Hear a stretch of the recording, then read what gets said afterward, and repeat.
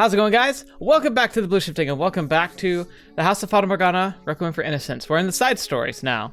I believe this one's Ascento delle.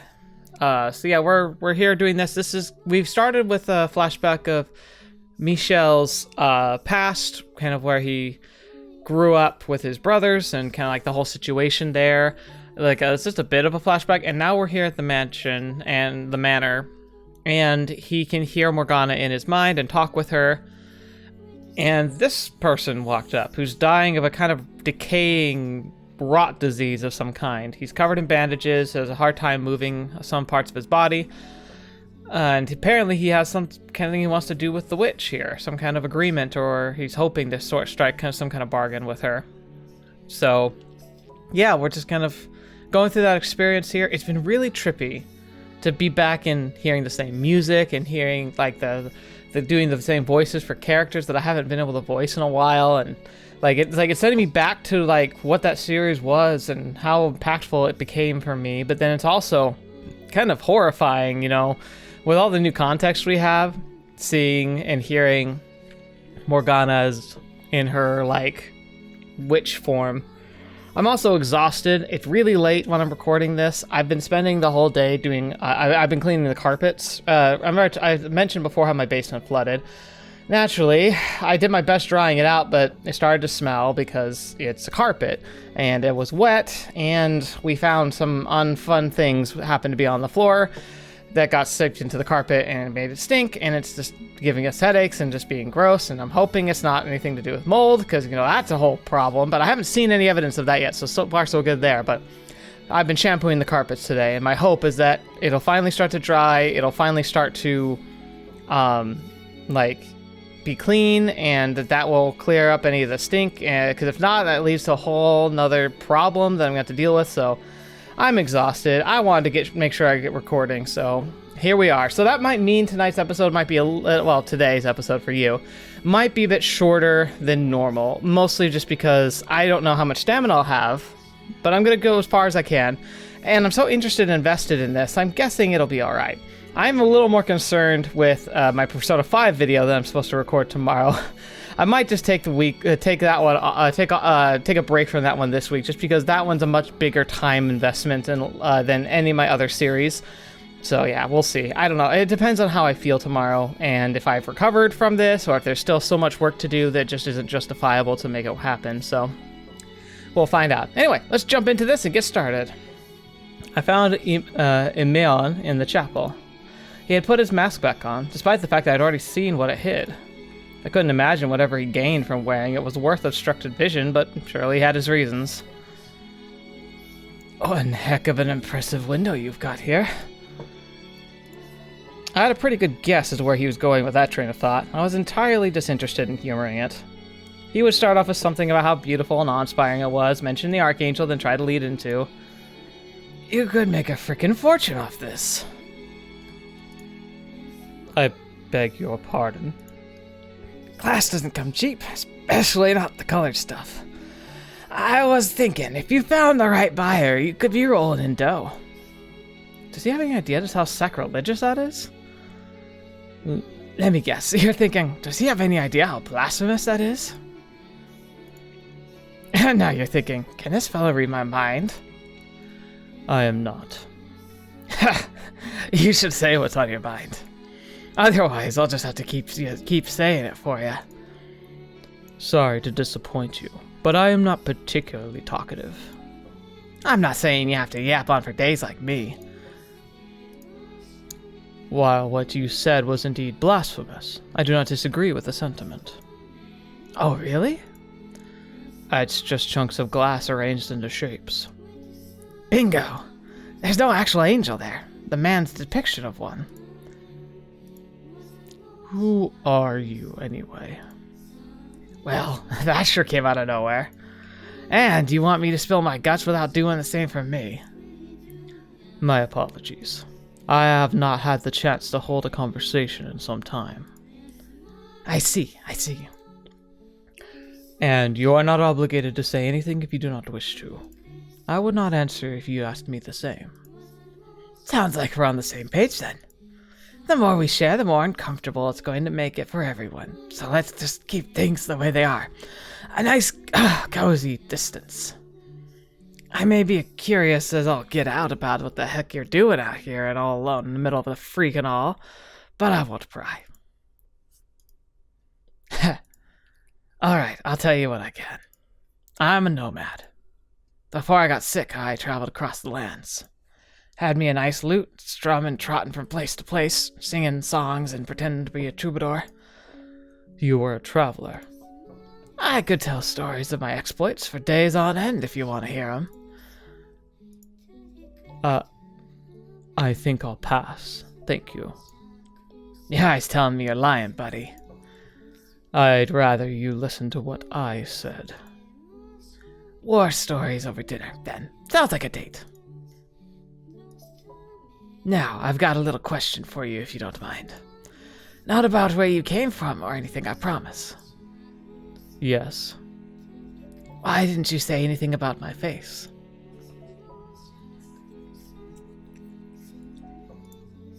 I assumed you were going to ask about the witch, not me. Not to be curious, you know. Everyone's grossed out by it. He makes a fair point. Even Morgana was taken aback at the sight. I can imagine he would appear monstrous to someone who's led a relatively normal life. Oh, hang on a second. Does he have the same malady that she had? Like, does he look the same that like she did? A kind of way to help reinforce that it wasn't a curse, maybe, so much as just, you know, a disease of some kind. And he probably has been subjected to less than charitable treatment for it, which makes me wonder, how has he not drained and jaded by now? I don't understand how he can be so spirited. I've seen that kind of hardship. I have seen that kind of hardship that can be brought onto someone by their appearance. So what you're saying is, it's nothing new to you? Correct. I did think it a little unusual, but nothing more. I understand your ailment is contagious. What? You knew? Why didn't you help me then? Why didn't you hesitate to touch me? You carried me into the mansion. You had to be water, all the while knowing you could be infected. I couldn't figure out how to honestly explain my actions. Part of it was me deliberately acting against Morgana's wishes, frustrated by her repeated insistence that I kill him. But the aura of death that hung over him was the biggest factor. There was something indescribably alluring about it. All I'll say is, I would have left you if you were in good health. So it was pity? You've got nothing to gain from helping me. I don't have any money. I'm definitely not a hot babe. I have no interest in money or women. And to be clear, I didn't bring you in out of the goodness of my heart either. When you said you thought they were subject to my observation, you were correct. You're here predominantly because I want to absorb the withered, half-dead mummy of a man. A mummy, huh? Well, I hate to burst your bubble, but I'm just an ordinary guy. Unfortunately so. And here I thought you were only observing me because you didn't know about my disease. Never would have guessed it was the other way around. God, you're really one of the most bizarre fellows I've ever met. I was just gonna not say anything, keep it to myself. Use this as a chance to stretch my wings for once and enjoy just not being the unclean one for once. I didn't much care either way if you ended up catching it. So The witch has declined your request to speak with her. Not even gonna let me finish, huh? I'll take that as a no apologies necessary then. Well, crap. You have no reason to remain here. I left the bar on the front of your door. The witch was my last resort. I saw who knows how many doctors. Not one could do a thing. Hell, as soon as they saw me, the buttholes tried to rob me blind with fees. It'll cost extra because they're putting themselves at risk, they'd claim. So I traveled to other cities, towns, villages. If doctors weren't going to do anything, maybe I'd have better luck with regional remedies. Everything from herbal stuff to straight up hocus pocus. no effect, any of it. I had no interest in an apology or his life story, so why haven't I turned and left yet? Why am I standing here, listening to him talk? That left for me to turn to was God and the devil, but I figured God would just say, accept your lot in life. Shrug his shoulders and tell me to die in a ditch. But I wanted to live. Even looking like that. Damn right. So what? Do you believe that if you tough it out, one day your valiant effort will pay off? That there is a light at the end of the tunnel? Because that's all fairy tale nonsense. You're right. The real world doesn't work like that. We just tell ourselves it does because it makes it easier to get through the day. But the fact is, life is a big old swamp and no one's got a map. One wrong step and it swallows you whole, like a game designed to be by a gosh darn 5-year-old. The odds are stacked against you, but like hell I'm gonna go down without a fight. I've got nothing to show for it, yet. Which is exactly why I'm not ready to kick the bucket.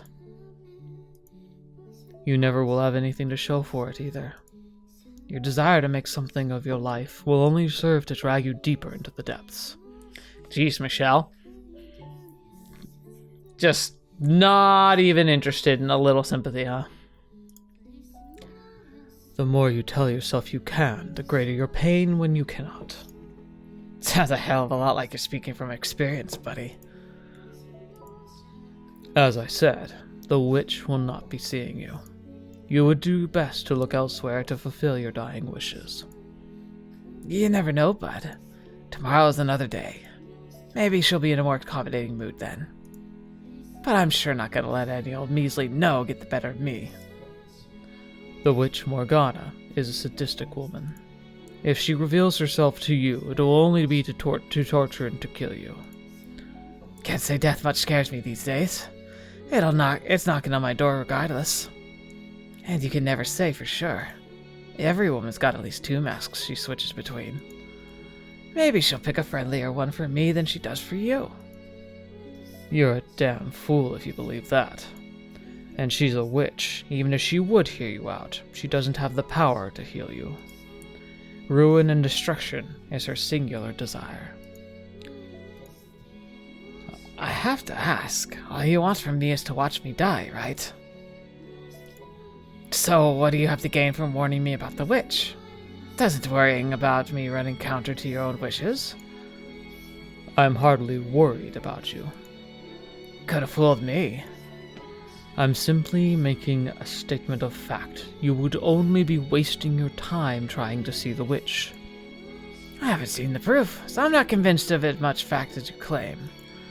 Which means this conversation's going exactly nowhere. Do as you please. I won't try to chase you out anymore. But don't come crying to me when the words prove true. Much obliged, buddy. That one less hurdle to trip over on my way to making a huge butt of myself. I would like you to promise me one thing, though.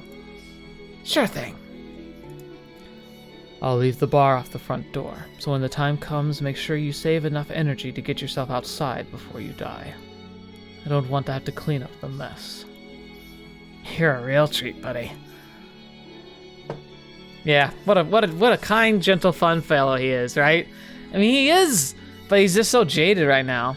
After our little chat, Michele gave me permission to make use of anything in the mansion. I still came with the condition that I stayed away from his room and didn't pry into his personal life, but that seemed fair enough, considering I didn't want him digging into mine either. In fact, I couldn't have asked for a better arrangement. After so long wandering with food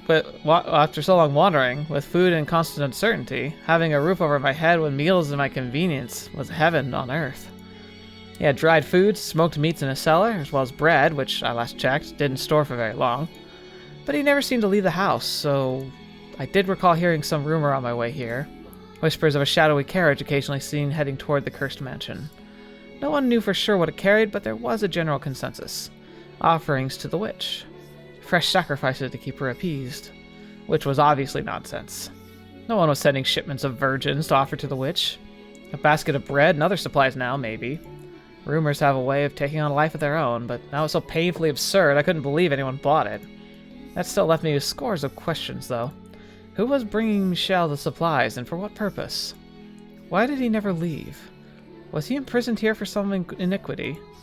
But obviously, I have no intention of seeking out the answers. If we spent long enough time together, I'd probably find out eventually.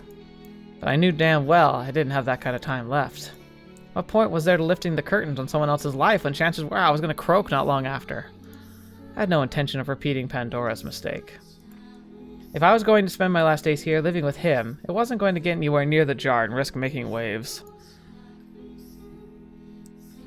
I couldn't say whether or not I was the best strategy, but regardless, it made it through our first 2 weeks together well enough. And in those 2 weeks, it seemed like the two of us were talking more and more. I was standing before the stained glass window. It had become a routine for me to spend a few hours of each far too long day in the mansion's chapel. I wasn't so naive as to think the angel would grant me relief, but I did sort of enjoy being in the presence of something so magnificent and undeniably beyond my reach. It was impressive in the same way any other massively expensive piece of art. Now that I think about it, I never really appreciated art when I was younger. Couldn't even tell the difference between what was good and bad. Maybe because I was just a kid. Or maybe there was nothing there to appreciate. Sounds like he might have been a noble. Imeon. Imeon. Oh, hey. Sorry. Lost in my thoughts. What's the occasion? You almost never initiate. I need your help with something. Damn, is the sky gonna fall today? So what can I do for you? I'm going to cover up the stained glass window.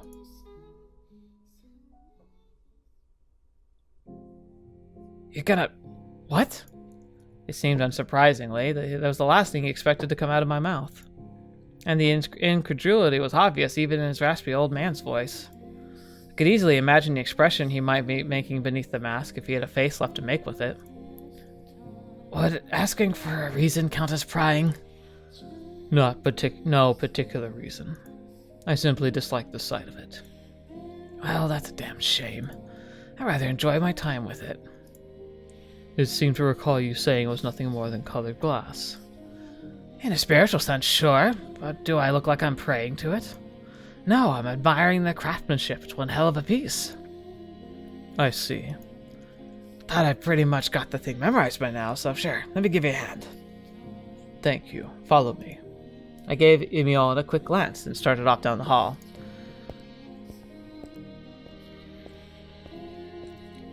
I walked at a relaxed pace because as much as he tried to hide it, he was visibly more sluggish than 2 weeks prior. Even breathing seemed to be an endeavor for him. Oh man. As I walked, I made sure he was keeping up by the sound of his footsteps, but never once did I turn my back to look. Facing away, I said, "You didn't have to come along." Excuse me, you're the one who asked me to.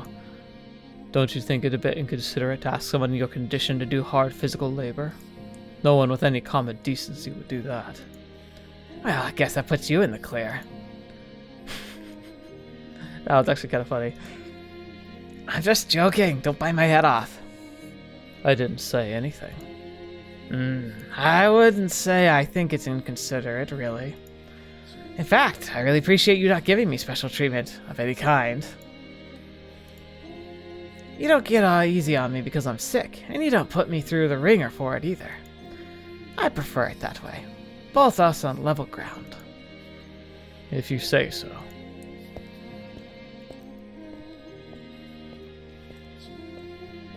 I know I just said I appreciate you not going easy on me, but this is a bit much, don't you think? And holy hell, this room's 10 times mustier than the rest of the joint. I've got it. It's a really freaking roundabout way to murder, isn't it? I told you didn't have to help. The two of us were going down to an old, withered bundle of cloth that had been in the mansion longer than even I had. It was a single piece, large enough to cover the entire stained glass window and thick enough to blot out its light. Fabric was far heavier than most people realized. I agree, and I'm probably going to be figuring that out if I had to rip out the carpet in here. Oh my gosh. Something thick and tightly woven was going to weigh a ton. I knew I wouldn't be able to carry it to the chapel by myself. You're free to head back to your room. I'll do it! Just stop backing out now. Besides, there's not a chance in hell you're getting this up there alone. It's not that long of a walk from here to the chapel, I think. Alright, let's do this. Oh, poor guy. Hold up! I need a breather. Oh, hey, don't drop without warning me! Quit trying to act like you're a hot crap. I see you're just as winded as me. What do you know? I'm perfectly fine. Someone is out of shape. You're the last person I want to hear that from. Hey now, at least I have an excuse. You're in perfect freaking health. And look at me, I'm half dead here. Before I got sick, I could run 24 hours straight, no problem. Alright, let's get going. Are you deaf? Talk smack, get smack.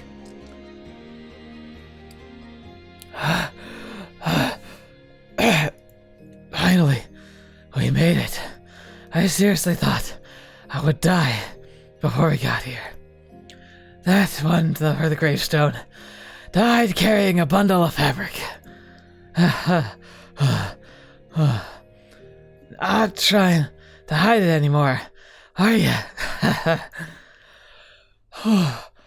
Not a word. Oh God, I'm coughing and laughing and coughing. Where is this coming from? Oh, please don't cough and laugh at the same time. It's disturbing. I don't know. I'm just freaking hilarious. What is? You don't think this is the funniest darn thing in the world? Two grown-up men carrying a sheet through the dark, guarding themselves to the bones so they don't have to look like the pretty stained glass window. Like, for real, are you hearing that? It's the stupidest thing. I cannot say I find it amusing myself. You're lost, buddy. Let's finish this thing up, shall we? I assume the pulpit isn't nailed down, so we can use that to get some height. He seems to be enjoying himself. Can't imagine enjoying much of anything in that kind of condition. I'm not sure if I even understand him. The way he's being so upbeat is kind of bringing me down. Why should him acting cheerful have any effect on me? I buried that emotion long ago. What are you doing here exactly? Huh? Haven't we been over this? I want to ask the witch. You're no fool. I don't need to tell you that the witch isn't real. For the past 2 weeks, I let Imeon explore the house as he pleased. He'd likely seen everything but my chambers by now. It should have been obvious there was no third person living here. I was the only one who could hear the witch's voice. I was the only one who could feel her presence. All the servants my family had sent over the years were proof of that. She may have existed for me, but from his perspective there was no meaningful difference between that and her not existing at all. Remember what you said in the storeroom. There's not a chance in hell you're getting this up there alone. If you still believe the witch was real, you still believe there was a third person living in this mansion, you wouldn't have said that. What do you want from the place? Somewhere to die. Do you want to make this your final resting place? Someone's feeling talkative today. This isn't funny. It's comfortable here. There's a warmth in the darkness. It doesn't reject me for being impure. Impure? That's what everyone says about me. I have no say in the matter. I have the impure disease, so that makes me impure. I think it's story time. What do you say? This time, we'll go into a little more detail. My life was set. I had dozens of friends, a wonderful, loving family. I didn't bother with family business, instead spending my days wandering. But on one of my trips, I got sick, and I got scared. So I rushed back home, wanting nothing more than to see my family and friends again. But when I got there, no one recognized me as me. They called me a demon impersonating their Imeon. A demon. He's saying the Bollinger family has no need for a demon child. that you're the mark of shame on our name. So he's gonna have you executed. They came to the consensus that the real Imeon was still off traveling. They wouldn't accept me for who I was just because I didn't look like the way they thought I should. What does that have to do with my question? Basically, what I'm saying is, there's not many people who are willing to see the truth. The truth? That I am who I say I am. That I'm Imeon, not some evil doppelganger. The only person who sees me as an ordinary fella is you, Michele. I do not agree with Father's decision. I do not want to lose you. I don't think you're a demon child. Don't misconstrue apathy for... I don't care why. All that matters is that you do. You see me for who I am, and that's the most amazing feeling. I haven't done anything to warrant that reaction. And if there's one thing I can tell you, it's that it's foolish to rely on anyone for emotional support. Don't blindly put your trust in me, and don't expect anything out of me. Please. Like I said, I don't care why. As I stood there in silence, Imeon's laugh echoed off the chapel's walls. He then climbed up to the pulpit, which was probably brutal at his joints, though he didn't show it, crossed his legs, and looked up at the glass angel. His arms were thin twigs, his voice raspy as an old man's, his hair devoid of all sheen, his entire body deteriorating. Even the most callous of men would cringe at the piteous sight. Yet he sat there with his head held high, a smug smirk on his face. For a split second, the thought crossed my mind that if the name Michele didn't belong to me, but to him instead, he wouldn't have been able to just laugh off that painting. And so as soon as I caught myself, I froze. Back to your question. What do you think? What do I want to say here, even though the witch doesn't exist? I knew what he wanted me to say, and I knew that I couldn't. I hadn't done a single thing to deserve that from him. What he felt was disproportionate to reality. Silent treatment again. You figured it out, though. I know you have. There's your answer. If I were even half what I used to be, I'd love to drag you out of this house, kicking and screaming. Travel far and wide together. Find a place that feels more at home than anywhere else in the world. Be nice, wouldn't it? Leave me out of your fantasies. Interesting parallel here to Morgana and Jacopo, huh?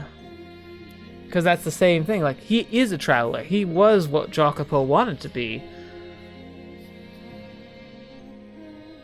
But now he's kind of in the role of Morgana, yet he's the Jacopo between the two of them. Michele, like Morgana, having given up and just kind of accepted the lot in life for what it is, and trying to disconnect from the things that had happened and who he used to be and who he was being told he was supposed to be. And Imeon being the Jacopo, encouraging him to be himself, to explore his surroundings and his worldview. Yet being the one that's scarred and deformed. It's really interesting. It's like a double, it's like a parallel and perpendicular relationship and iconography. It's really interesting. He couldn't only think that way because he'd led such a cushy life. That may have come crashing down when he got sick, but only someone who had been well off would ever think there was hope to be found outside. And on top of that, he was simple and honest enough to admit it. I'm just jealous of him. That's all this is. Take a seat up here in the pulpit with me. Feels like you're shoving your butt right in God's face. I wish I tried this sooner. It's freaking incredible. It really is.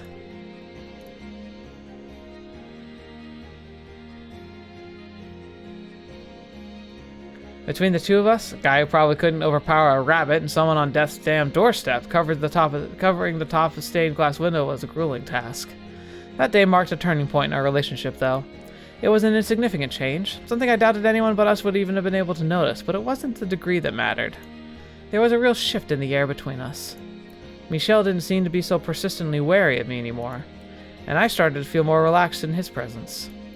I didn't have to prove anything to anyone here, in part because he didn't pry into my personal life, but also because my time was so limited, I didn't have any reason to keep up a front anymore. The biggest factor, though, was that nobody here knew who I was.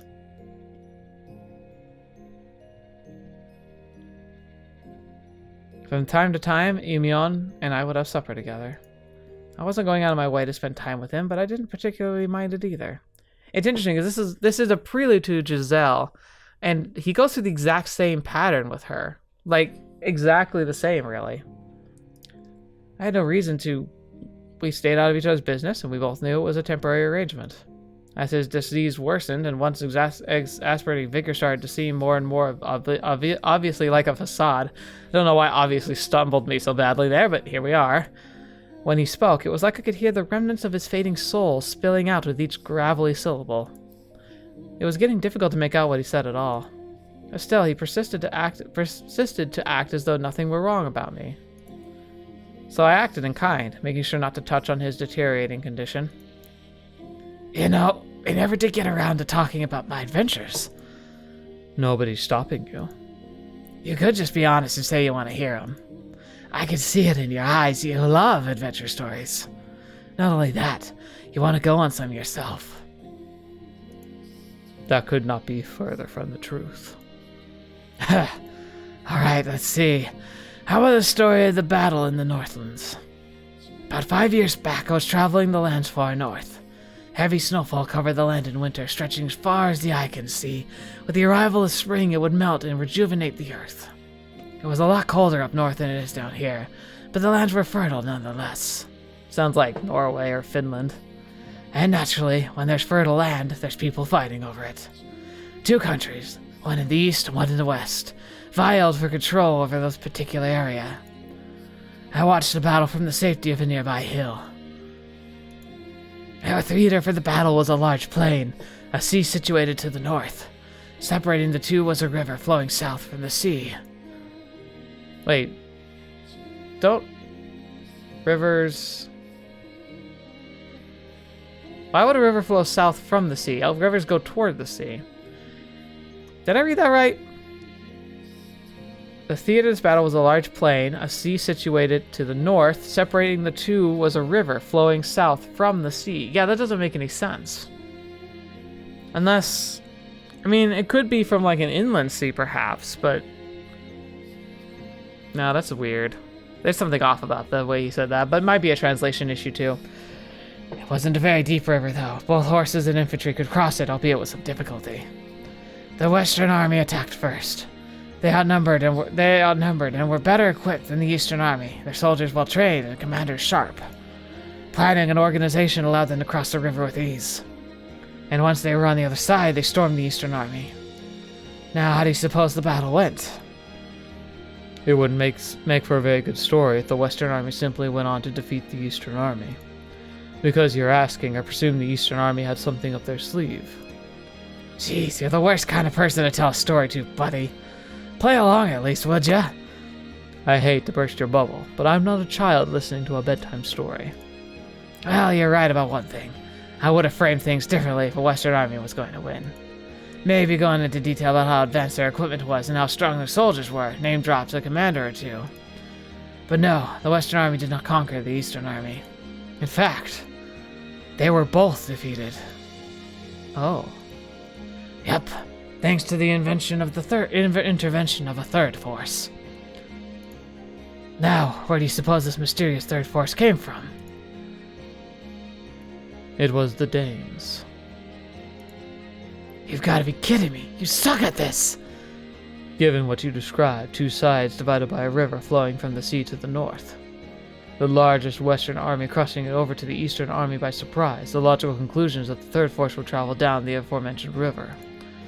Neither side had ships able to sail such shallow waters, so they didn't anticipate an attack from the river.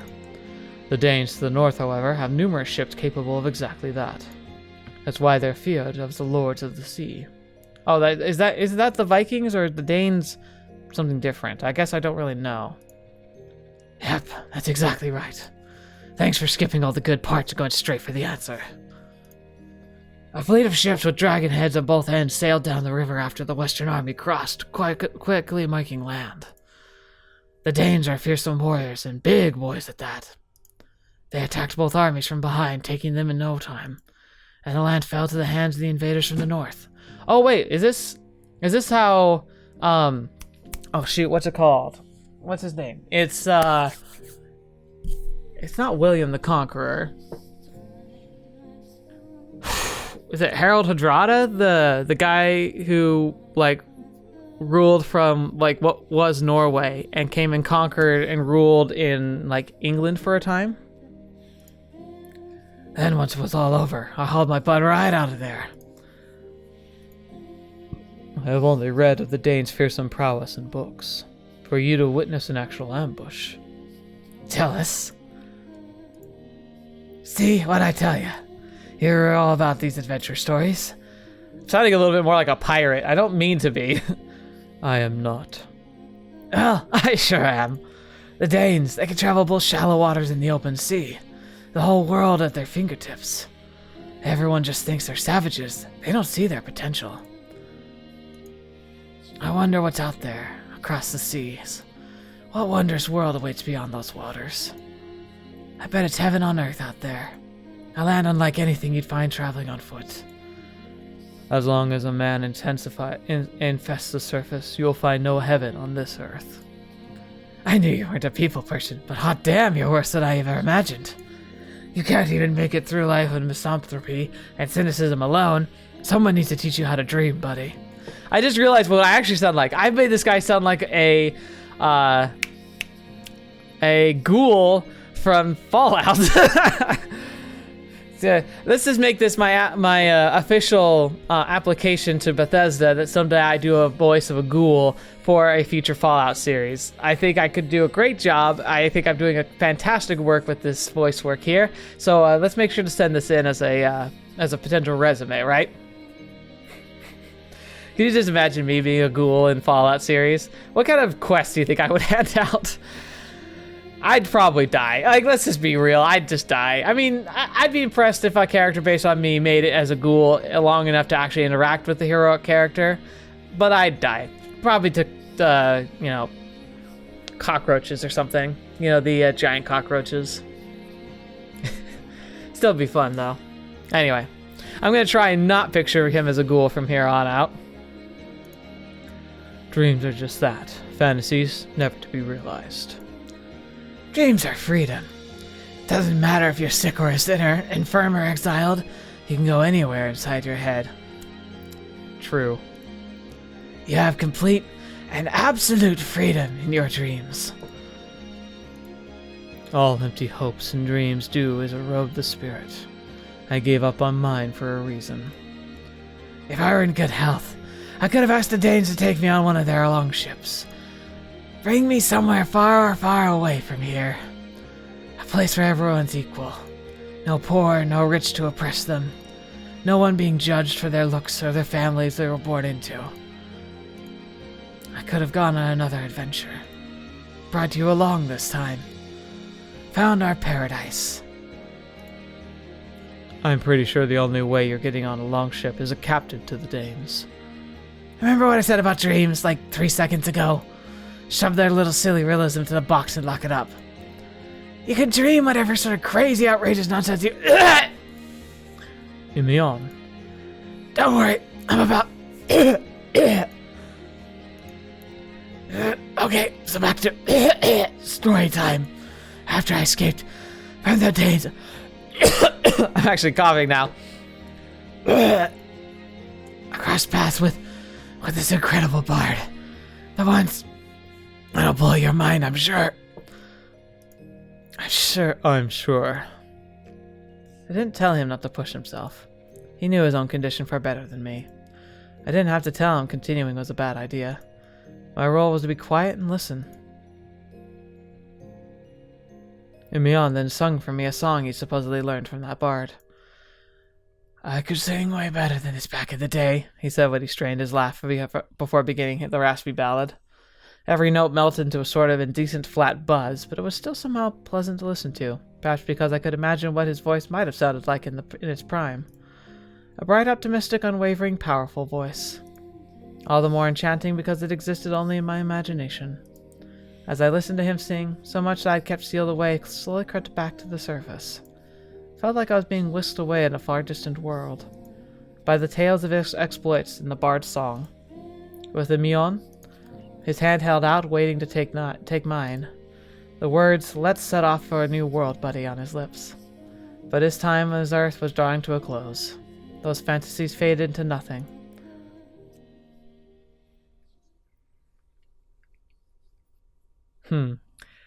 We're gonna have to stop here and continue this now later, because I'm guessing we're drawing close to the actual end. But it'll be fun to do Morgana's voice again, because remember, the difference for Morgana, the way I voiced her based on some of the descriptions, was in the past she was more of a like, "This is who I am," speaking kind of like in a lofty, high-pitched voice. But then when she becomes the witch, it talks about how she was sing-song and kind of like enjoying herself. And so it becomes this high-pitched like, "You seriously aren't going to make friends with him, are you?" Like, it's very fun to do because she's so like it's really interesting how a soft voice can sound so like prim and like respectful and like composed, but then you slightly tweak it a bit and it becomes very maniacal and disturbing. It's really cool to be able to play with that voice range, even though like it's a female voice and it's not really my cup of tea as a voice actor at all.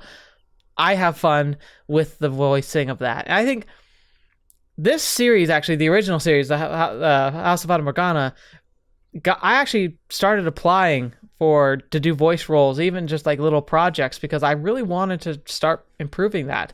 I think I have improved my abilities, like especially over time. I mean, practice eventually makes things better, right? But I don't think I've grown that good, but better than I was. Especially at being able to make my voice distinct between characters and the memory I have for how characters' voices sound even after long periods of time. Like, I think I got back to Michele's voice really rapidly. So I'm very proud of that fact. I still am far from what I would consider professional, obviously, but like there's a part of me that still would love to eventually get into voice work. It's just a thing I highly respect and something I would love to be involved in at some point. But we are going to end here for today, so thank you so much for joining me. I hope you enjoyed this episode. Thank you to the patrons who make this content even more possible, but especially thank you to you for viewing, leaving likes, and commenting. You guys make a big difference for the channel, for just everything involved, so thank you for every bit of it that you do to support me. And just know that I appreciate you spending your time with me for this. And until the next video watching me, I'll see you next. I'll see you there.